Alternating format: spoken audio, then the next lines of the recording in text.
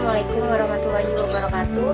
Perkenalkan, saya Yesika Audria dari kelas 198A25 dengan NIM 19200020. Kalian penasaran gak sih tentang anti korupsi? Kalau penasaran, simak video berikut ini.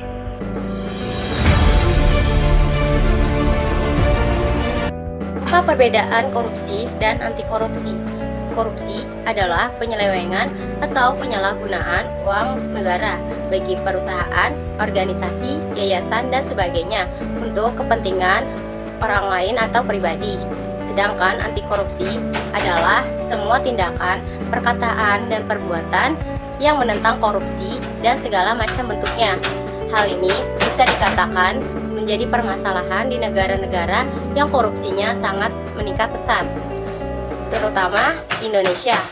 Kompleksitas permasalahan dan dampak negatif korupsi tentunya mengancam stabilitas negara yang berupaya mencapai tujuan nasionalnya dalam memajukan kesejahteraan umum.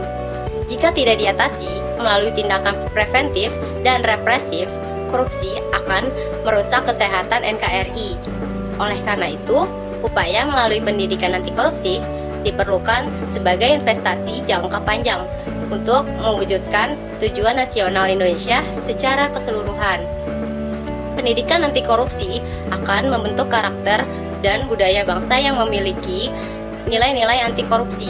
Ingat makna, maka perlu sinergi yang kuat dari seluruh elemen kebangsaan untuk memberantas korupsi dan meningkatkan karakter anti korupsi melalui pendidikan anti korupsi. Apa saja tantangan dalam pemberantasan korupsi? Yang pertama, budaya korupsi. Korupsi seringkali dianggap wajar dalam masyarakat tertentu. Budaya membayar suap untuk menyederhanakan tugas administratif sudah diterima secara luas dan sulit dihilangkan. Kedua, kurangnya edukasi dan kesadaran. Banyak orang yang tidak menyadari dampak buruk korupsi terhadap kehidupan mereka. Kurangnya pendidikan dan kesadaran tentang bahaya korupsi membuat masyarakat cenderung apatis terhadap isu ini. Dan yang ketiga, kurangnya pendidikan dan kesadaran. Banyak orang-orang yang tidak menyadari dampak negatif korupsi terhadap kehidupan mereka. Kurangnya pendidikan ini dan kurangnya kesadaran akan bahaya korupsi membuat masyarakat acuh tak acuh terhadap permasalahan. Harapan dan solusi yang pertama, penegakan hukum yang kuat. Penegakan hukum yang tegas adalah langkah pertama yang harus diambil. Penerapan sanksi tegas terhadap perilaku korupsi diharapkan dapat memberikan efek jera dan mengurangi praktik korupsi di masa depan. Dan yang kedua, pendidikan anti korupsi. Memasukkan pendidikan anti korupsi ke dalam kurikulum sekolah dan kampanye kesadaran masyarakat dapat membantu mengubah budaya toleransi terhadap korupsi. Generasi muda perlu memiliki pemahaman yang kuat mengenai dampak negatif korupsi dan pentingnya integritas. Dan yang ketiga, pentingnya partisipasi masyarakat. Masyarakat harus diberdayakan untuk ikut serta dalam pengawasan pemerintahan dengan memberikan saluran bagi masyarakat untuk melaporkan tindakan korupsi dan melindungi pelapor diri dari tindakan balasan. Korupsi dapat lebih mudah terdeteksi dan diatasi. Apa saja 3 faktor yang membuat seseorang melakukan korupsi? Yaitu, pertama, pressure atau tekanan, yaitu memiliki motivasi untuk melakukan tindakan korupsi karena adanya tekanan. Salah satunya karena motif ekonomi. Namun, tekanan ini kadang tidak benar-benar ada.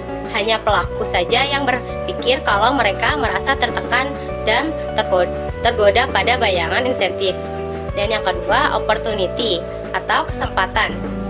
Adanya kesempatan membuat seseorang tergilir untuk korupsi.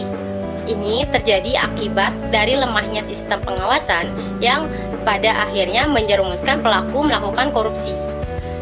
Dan ketiga adalah rationalization atau rasionalisasi. Para pelaku selalu memiliki rasionalisasi atau pembenaran untuk melakukan korupsi. Rasionalisasi ini ternyata dapat menipiskan rasa bersalah yang dimiliki pelaku dan merasa dirinya tidak mendapatkan keadilan. Sebagai contoh, Saya korupsi karena tidak digaji dengan layak. Sebagaimana yang diantara krisis korupsi terjadi kalau ada kesempatan melakukannya. Tak heran jika banyak yang melakukan tindakan culas tersebut. Apa saja cara mencegah korupsi dari diri sendiri? Yang pertama, hidup sesuai dengan kemampuan. Salah satu hal yang mendorong kita melakukan korupsi karena seringnya kita tidak merasa cukup dan bergaya hidup yang tidak wajar. Pada intinya, jangan membandingkan diri sendiri dengan orang lain.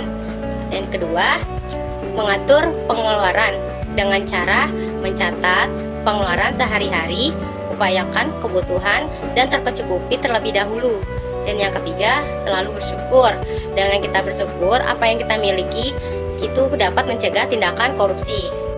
Sekian tentang anti korupsi.